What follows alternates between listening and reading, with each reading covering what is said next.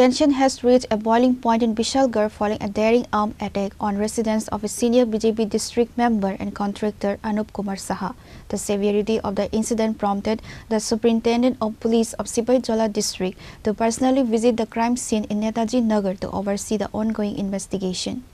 The attack, which involved 4 rounds of gunfire in 2 separate phases, was reportedly triggered by a failed ₹50 lakh extortion demand. Despite the high-profile nature of the victim, the primary accused, identified as Ranbir Devnath, and his associates remain at large. The SP's arrival underscores the gravity of the situation. Forensic teams and ballistic experts have collected evidence from the site, including empty shell casings. Additional police forces have been deployed across the Netaji Nagar area to prevent further violence and reassure the terrorized local residents. ব্যর্থতা আমি বলছি না, আমরা চেষ্টা চালিয়ে যাচ্ছি। যে গত ফেব্রুয়ারি মাসের 20 তারিখে সন্ধ্যাবেলায় একটা ঘটনা হয়েছিল, যেটা এটা আপনারা সবাই জানেন।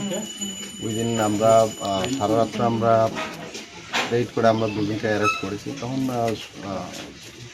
রণবীর দেবনাথ পলাতক ছিল। আমরা কিন্তু তার পেছনে আমরা খুঁজছি তাকে ওই কেসে বুক করার জন্য।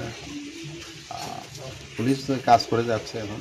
রণবীর মানে প্রকাশ্য দিবালোকে বিশাল করে ঘুরে বেড়াচ্ছে এবং বিভিন্ন জায়গায় গুলি করছে, এইগুলো আজকের ঘটনা, কিন্তু রোজ দিনেই ওকে বিশাল করে দেখা যাচ্ছে। পুলিশ কেন পাচ্ছে না? পুলিশের কাছে দেখা গেলে আপনারা বলুন না, যদি প্রকাশ্য যদি কেউ যদি না এখন ঘুরছে আমরা পুলিশ যাচ্ছে না, তখন আপনারা বলবেন যে আমরা যাচ্ছি।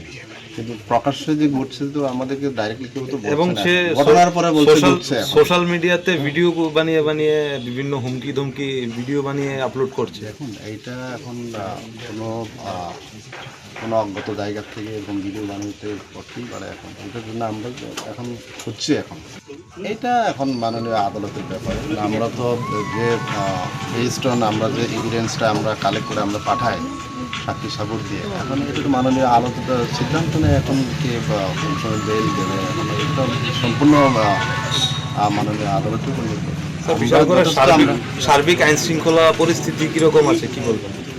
এখন আমাদের পরিস্থিতি টহল চলছে। এখন এই পরিস্থিতিতে এখন আমাদের আরও এখন টহল চলবে এবং যারা ইনভলভ এই ঘটনার সঙ্গে জড়িত তাদেরকে আমরা ধরার জন্য আমরা আমাদের রেড আমাদের যে তল্লাশি এখন চালু থাকবে। এটার জন্য আপনাদেরও সহযোগিতা দরকার। Police have launched a massive manhunt across the district. Raids are being conducted at suspected hideouts associated with the Ranbir Brigade.